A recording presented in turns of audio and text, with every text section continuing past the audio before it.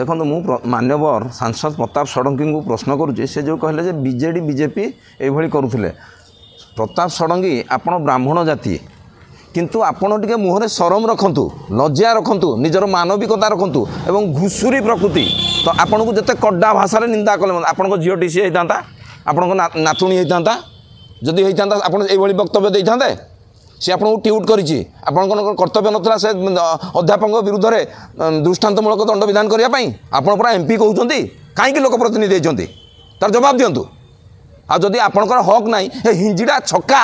जाकि जो कहले कौन ना मु भारतर प्रधानमंत्री बालेश्वर नुह से भाई शोभा पाएनि आपण मुहर आपड़ जड़े हिंजिड़ा एवं ब्राह्मण जाति गोटे कलंक जिते कड़ा भाषा आसतु डिबेट क्वेश्चन आसुना आपण कौन भावुं निजुक